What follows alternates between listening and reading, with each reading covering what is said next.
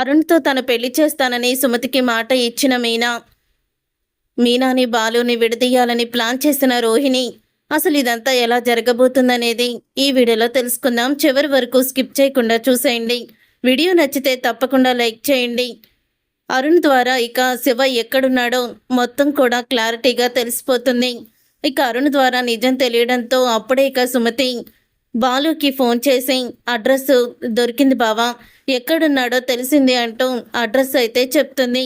ఇక అది విని మనం ఎంత ప్రయత్నించినా అడ్రస్ దొరకలేదు, సుమతికి ఎలా దొరికిందిరా అని రాజేష్ అయితే అంటాడు.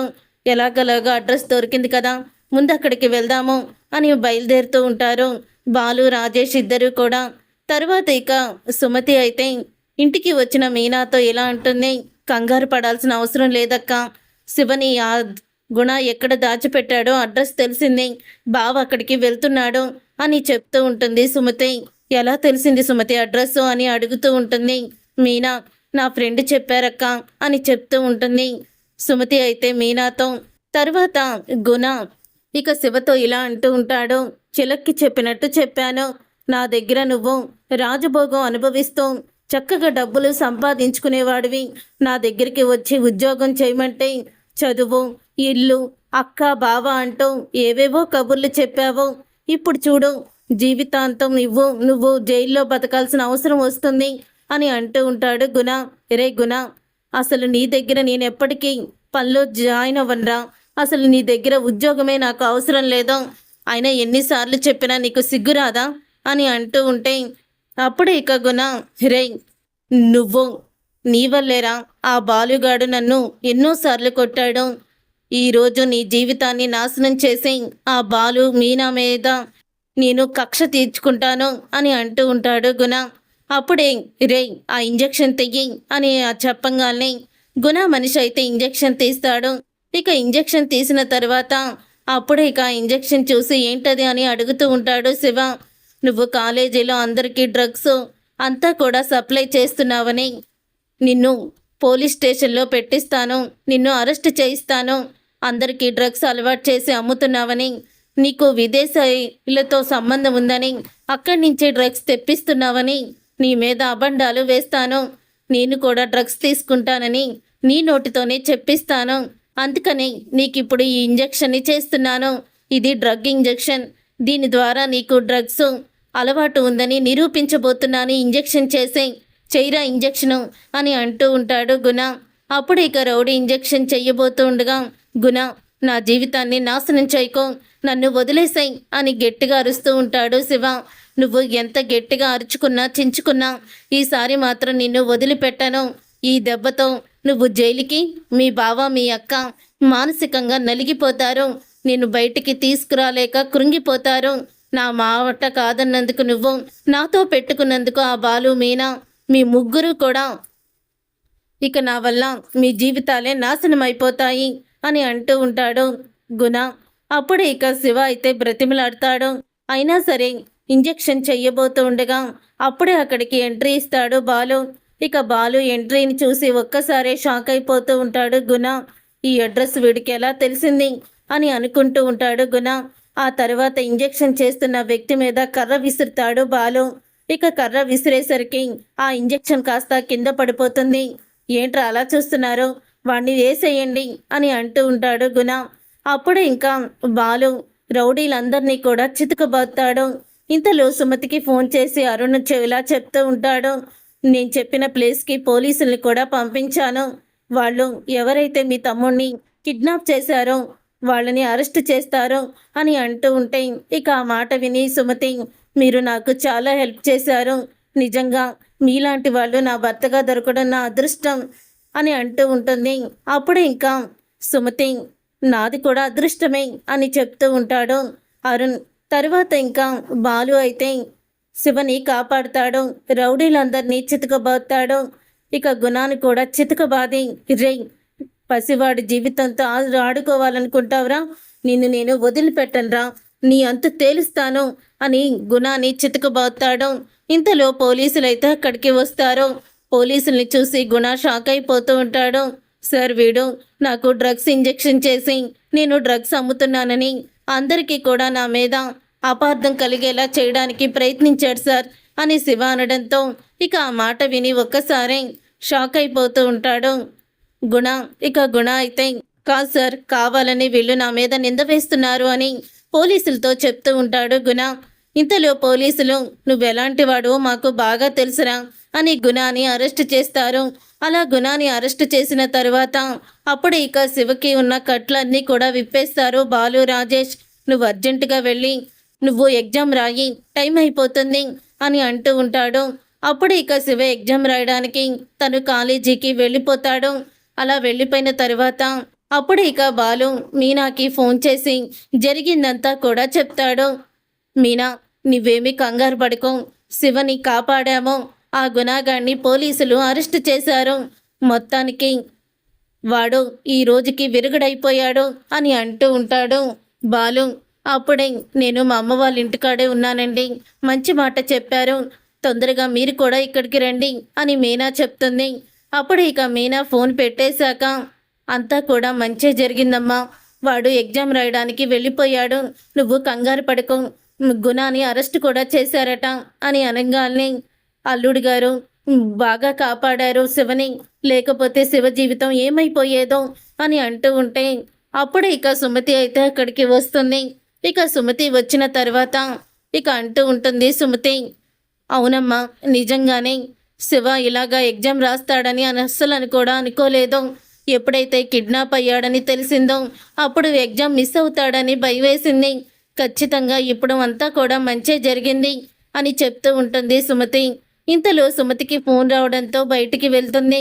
అప్పుడు ఇక అరుణ్ అయితే ఇలా అంటాడు, మొత్తానికి మీ తమ్ముడు బయటకు వచ్చేసాడు కదా షేవ్గా అని అంటూ ఉంటే వచ్చేసాడు, ఇదంతా కూడా మీరు చేసినందుకే, మీరే గనక అడ్రస్ చెప్పుండకపోతే, పోలీసుల్ని పంపించకుండా పోతే తర్వాత పరిస్థితులు ఎలా ఉండేయో తలుచుకుంటేనే భయమేస్తుందని సుమతి అనడంతో నీ కష్టం నా కష్టం కాదా, నీ సమస్య నా సమస్య కాదా సుమతి, ఇప్పుడు మీ వాళ్ళు కూడా నా వాళ్ళే, నా వాళ్ళకి కష్టం వస్తే నేను ఎలా ఊరుకుంటాను అని చెప్తూ ఉంటాడు అరుణ్.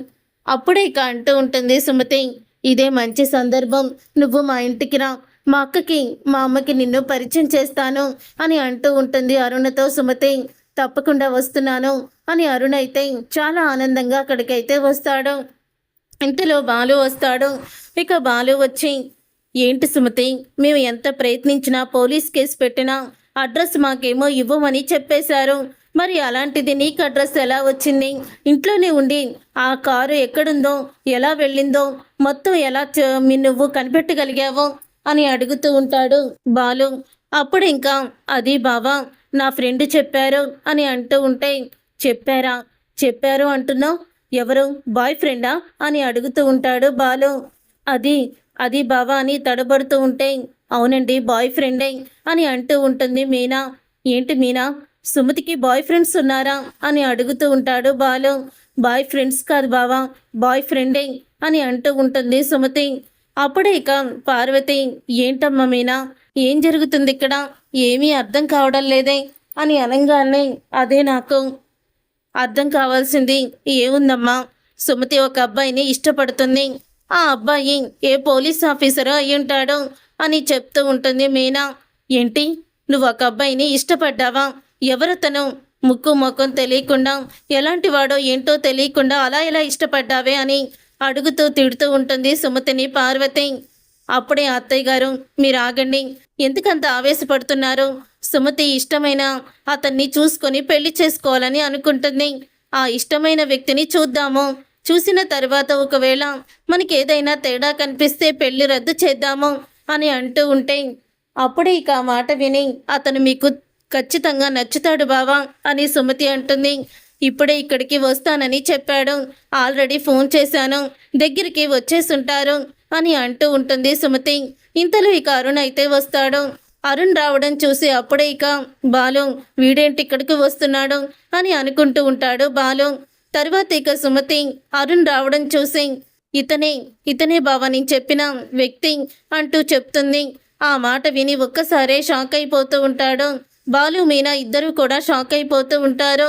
ఏవండి, ఇతనే మా బావ, పేరు బాలు అని చెప్పి ఇక పరిచయం చేస్తుంది అరుణ్కి. బాలుని పరిచయం చేస్తుంది సుమతి. వీడా, వీడి గురించి నాకెందుకు తెలియలేదు సుమతి. అసలు వీడిని ఎలా ప్రేమించావో, మానవత్వం కూడా ఇంచు కూడా లేనివాడు వీడు. వీడు డ్యూటీ కోసం ఎదుటివారు చచ్చినా పర్వాలేదన్నట్టు డ్యూటీ చేస్తాడు. ఇలాంటి వాడిని నువ్వు ప్రేమించింది, అసలు నీ పెళ్లి జరగదు, ఇలాంటి వాడు మనకి అవసరం లేదు అని అంటూ ఉంటాడు బాలు. ఇక ఆ మాట విని ఒక్కసారే షాక్ అయిపోతూ ఉంటుంది సుమతి. ఏమైంది బావా, ఎందుకు నువ్వు అంత కోపంగా అంటున్నావు ఆయన గురించి అని అడుగుతూ ఉంటుంది. అప్పుడే జరిగిందంతా కూడా చెప్తాడు. ఇక జరిగింది చెప్పడంతో మా బావ చెప్పేది నిజమేనా అని అడుగుతూ ఉంటుంది. నిజమే, కేవలం అది డ్యూటీ కోసమే తప్ప నేను తప్పు చేయాలని కాదు అని చెప్తూ ఉంటాడు అరుణ్. అతనికి నేనంటే ఇష్టం లేదు, అందుకే నాతో నీ పెళ్లి చేయకుండా ఉండాలని ఎన్ని వెత్తులైనా చేస్తాడు. ఇప్పటి వరకు అతను రోడ్డు మీద నాతో గొడవ పడ్డం చూశాను, కానీ ఇప్పుడు మీ బావని తెలిసింది. అయినా సరే నేనేమి నిన్ను వదులుకోను అని అంటూ ఉంటాడు అరుణ్. ఏంట్రా వదులుకోను అని అంటున్నావు? అసలు సుమతిని నీకు ఇచ్చి పెళ్లి చేస్తేనే కదా సుమతికి వేరే పెళ్లి సంబంధం చూస్తాను అని బాలు అయితే చెప్తాడు. ఇక్కడి నుంచి నువ్వు వెళ్ళిపో అని గట్టిగా చెప్పేసరికి అరుణ్ అయితే అక్కడి నుంచి వెళ్ళిపోతాడు. అప్పుడే సుమతి, ఎందుకు బావా అరుణ్ని అలా బాధ పెట్టావు అని అడుగుతూ ఉంటుంది. చూడు సుమతి, నువ్వు అబ్బాయిని ప్రేమిస్తున్నావా అని అడుగుతూ ఉంటాడు బాలు. అవును బావా, అతన్ని ప్రేమిస్తున్నాను, అతని భర్తగా ఉండాలని కోరుకుంటున్నాను అని చెప్తూ ఉంటుంది సుమతి. అంటే నాకు ఇష్టం లేకపోయినా ఈ పెళ్ళి జరిగిపోతుందనమాట. అయితే నేనెందుకు ఇక్కడ వెళ్ళిపోతాను అని అంటూ ఉంటాడు బాలు. బావా, అదేం లేదులే బావా, అతను వెళ్ళిపోయాడు కదా, మరి ఇంకా నీకు కోపం ఏంటి అని అడుగుతూ ఉంటుంది సుమతి మెల్లిగా. ఇక మీనా అయితే అలా చూస్తూ ఉంటుంది, కానీ ఏమీ సమాధానం చెప్పదు, మాట్లాడలేదు. మాట్లాడుతూ కూడా అలా మౌనంగా ఉంటుంది. ఇంత జరుగుతుంటే నువ్వేంటి మౌనంగా ఉన్నావని అడిగేస్తాడు బాలు. ఇక అడిగినా సరే అలాగే చెప్తూ ఉంటుంది మీనా. ఏం లేదండి, మీకు ఇష్టం లేదు కదా, వదిలేసేయండి అని అంటూ ఉంటుంది. తర్వాత బాలు సరే నేను వెళ్తున్నానని అక్కడి నుంచి వెళ్ళిపోతాడు. వెళ్ళిపోయిన తర్వాత ఇక సుమతి కళ్ళంట నీళ్లు చూసి, నీకు కరెక్ట్ కాదు సుమతి, అరుణు అసలు అతనికి ఆ మంచి లక్షణాలే లేవు అని అంటూ ఉంటే, లేదక్క, అతన్ని నేను ప్రాణానికి ప్రాణంగా ప్రేమించాను, అందుకని అంతలా వదులుకోలేకపోతున్నాను. డ్యూటీలో అలా చేశాడు, కానీ తను చాలా మంచివాడు అని చెప్పుకుంటూ వస్తుంది సుమతి. సుమతి, ఇక నువ్వు దాని గురించి ఆలోచించుకో అని అనగానే, అది కాదక్క, బావ కూడా ఫస్ట్లో ఇలాగే చాలా కోపంగా అందరినీ కొడుతూ రౌడీలాగే ఉండేవాడు, కానీ తర్వాతే కదా నువ్వు వచ్చాక మారాడు. అలాగే డ్యూటీ కోసం తను కోపంగా ఉండడం న్యాయమే కదా. ఇప్పుడు నాకేం చేయాలో, ఏ నిర్ణయం తీసుకోవాలో కూడా అర్థం కావడం లేదక్క అని అంటూ ఉంటుంది సుమతి. బాధపడుతుంది. తర్వాత ఇంటికి వస్తుంది మీనా. ఇంటికి వచ్చాక అప్పుడే ఇక బాలుతో, చూడండి, అతనికి మనకి గొడవ అయింది కాబట్టి అతను మన మీద కోపంగా ఉన్నాడు, కానీ సుమతికి అతనే సరైన జోడని అనిపిస్తుంది. వాళ్ళిద్దరూ ఒకరినొకరు ఇష్టపడ్డారు. వాళ్ళ అమ్మగారు కూడా చాలా మంచివాళ్ళు. అతను ఒక్కడే సంతానం, ఇక ముందు వెనక ఎవ్వరూ లేరు. సుమతికి నచ్చిన వాడిని మనం తీసుకురాలేకపోతే అది జీవితాంతం బాధపడుతుందండి అని అంటూ ఉంటుంది మీనా. అప్పుడే ఒకవేళ మనకి ఇష్టం లేకపోతే కొన్ని రోజుల అబ్బాయితో మాట్లాడటం మానేద్దాము, ఆ తర్వాత అలవాటైపోతుంది. ఫస్ట్లో శృతి అంటే మీకు నచ్చేదా? కాదు, తర్వాత శృతితో బాగానే మాట్లాడుతున్నారు కదా, అలాగే అని అంటూ ఉంటే, శృతి వేరు, అరుణ్ వేరు, నువ్వు వాళ్ళు తరపున మాట్లాడొద్దు అని చెప్తూ ఉంటాడు బాలు. వీళ్ళిద్దరి మాటలు కూడా రోహిణి అయితే వినేస్తుంది. ఇక రోహిణి వినేసి అడుగుతూ ఉంటుంది, అంటే సుమతి ప్రేమించిన అబ్బాయి బాలుకి ఇష్టం లేదు, కానీ మీనా వాళ్ళిద్దరికీ పెళ్లి చేద్దామని చూస్తుందా? ఇదేదో మనకి పనికొచ్చేలాగే ఉంది అని అనుకుంటూ ఉంటారు. అప్పుడే ఇంకా బాలు కోపంగా బయటికి వెళ్ళిపోయాక మీనాకి ఫోన్ వస్తుంది సుమతి దగ్గర నుంచి. అక్క, ఒకసారి ఇంటికి వస్తావా అని అడుగుతుంది. అప్పుడే ఇంకా ఏమైంది సుమతి అని అంటూ ఉంటే, ఒక్కసారి రాక్క అని చెప్తూ ఉంటుంది సుమతి. అప్పుడే ఇక ఇంటికైతే వెళ్తుంది మీనా. ఇంటికి వెళ్ళిన తర్వాత అప్పుడే ఇక రోహిణి మీనాని ఫాలో అవుతూ వెళ్తుంది. ఇక ఇంటికి వెళ్ళాక అక్కడ అరుణ్ అలాగే వాళ్ళ అమ్మగారు కూడా ఉంటారు. అప్పుడే ఇంకా అంటూ ఉంటుంది అరుణ్ వాళ్ళ అమ్మ అయితే, చూడమ్మా, వీడు మీ పట్ల దురుసుగా ప్రవర్తించాడట. అది తప్పే, నేను ఒప్పుకుంటాను. కానీ వీడు అలాంటి మానవత్వం లేని మనిషి కాదమ్మా.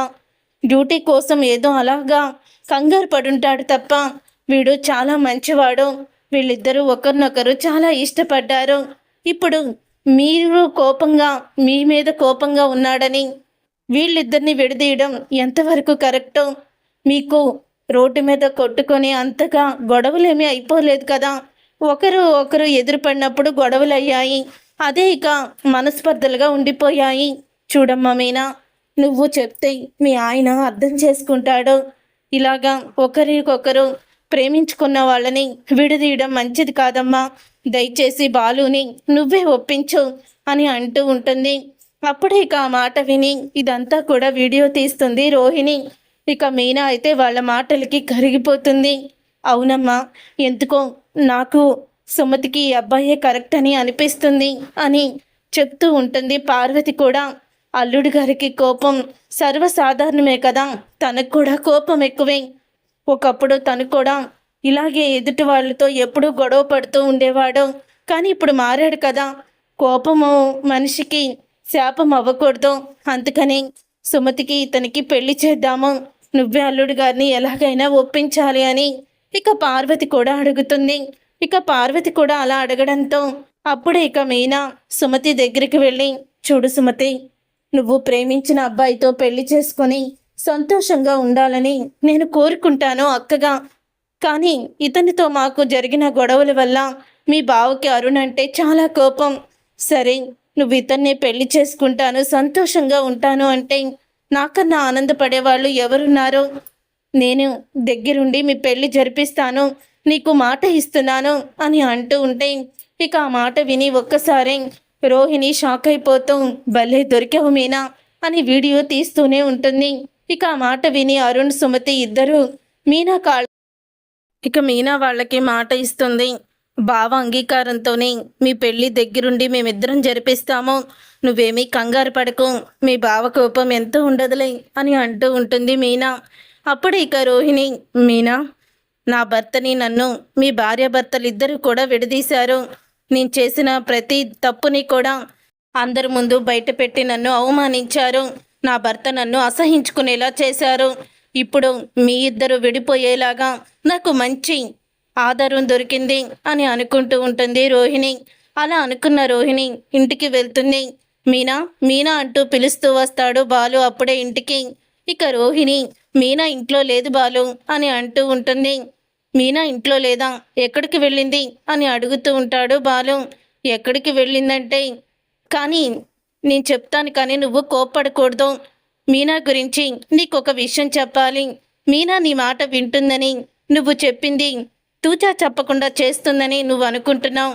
కానీ తన పుట్టింటి విషయానికి వచ్చేసరికి మీనా నిన్ను పక్కన పెట్టేసింది. చూడు ఏం జరిగిందో అని తను తీసిన వీడియోని చూపిస్తుంది. దాంట్లో ఇంకా పార్వతి మాట్లాడిన మాటలు, అలాగే వాళ్ళిద్దరికీ మీ పెళ్ళి నేను జరిపిస్తాను, మీ బావకి ఇదంతా కూడా చెప్తాను అని అన్న మాటలన్నీ కూడా ఉంటాయి దాంట్లో. ఇక ఆ వీడియోని చూసి బాలు షాక్ అయిపోతూ ఉంటాడు. చూసావా బాలు, వాళ్ళ అమ్మేమో ఇదివరకు మీ ఆయన కూడా అలాగే ఉండేవాడు కదా రౌడీలాగా, ఇప్పుడు మారలేదా? అలాగే రేపు రోజున అరుణ్ కూడా మారుతాడు, ఇంతకన్నా మంచి సంబంధం ఏముంటుందని ఎలా మాట్లాడుతుందో. అలా మాట్లాడినప్పుడు కూడా నా భర్త రౌడీ కాదు అని ఒక్క మాట కూడా తను మాట్లాడకుండా, చూసావా, నీకు సపోర్ట్ చేయకుండా మీనా నువ్వు రౌడీ అని ఒప్పుకొని వాళ్ళ ముందే ఎలాగ మాట ఇచ్చేసిందో. కనీసం మాట ఇచ్చే ముందు మా ఆయనకి అర్థమయ్యేలా చెప్తాను, ఆయనే ఒప్పుకున్నాక మాట ఇస్తాను అని అనొచ్చు కదా. ఏమీ కూడా అనకుండా తను మాత్రం నీ మాటని వ్యతిరేకించి ఆ తర్వాత అతనే ఒప్పుకుంటాడులే, ఒప్పుకోకుండా ఏం చేస్తాడులే అన్నట్టు ఎలా ప్రవర్తించిందో. నీకేమన్నా విలువిచ్చిందా? అసలు విలువ కూడా ఇవ్వలేదు నీకు అని అంటూ ఉంటుంది రోహిణి. ఇక వీడియో చూసి బాలు కోపంతో రగిలిపోతూ ఉంటాడు. ఇక మీనా ఇంటికి వస్తుంది. వచ్చిన తర్వాత అప్పుడే ఇక బాలు మౌనంగా ఉండడం చూసి ఎంతసేపు అయింది వచ్చి అని అడుగుతూ ఉంటుంది. నువ్వెక్కడికి వెళ్ళావు అని బాలు అడుగుతాడు. నేనా పూలు డెలివరీకని వెళ్ళాను అని చెప్తూ ఉంటే, ఓహో పూలు డెలివరీకి ఇవ్వడానికి వెళ్ళావా అని బాలు అంటాడు. అవును, ఏంటి అలా అడుగుతున్నారు అని అనంగానే, ఏం లేదులే అని అంటూ ఉంటాడు బాలు. అంటే తను నా దగ్గర ఆ విషయాన్ని దాచిపెడుతుంది. ఎప్పుడు చెప్పాలనుకుంటుందో అప్పుడే, చెప్పినప్పుడే నేను కూడా నా నిర్ణయం చెప్తాను. అప్పటి వరకు తెలియనట్టే ఉంటాను అని బాలు అయితే మనసులో అనుకుంటూ ఉంటాడు. చూసారుగా ఫ్రెండ్స్, రాబోయే కథలో ఖచ్చితంగా ఇలాగే జరగబోతుంది. మరి ఇలాగే జరగాలని మీరైతే కోరుకుంటున్నారా? మరి ఇప్పుడు ఈ విషయంలో మీనా బాలు ఏమన్నా గొడవ పడతారా? ఇద్దరికి మధ్య ఏమన్నా గొడవలు జరుగుతాయా అనేది రాబోయే కథలో తెలుసుకుందాం. ఈ వీడియో మీకు నచ్చితే తప్పకుండా లైక్ చేసి ఛానల్ని సబ్స్క్రైబ్ చేసుకొని పక్కనే ఉన్న గంట సింబల్పై ఆల్ అని క్లిక్ చేయండి.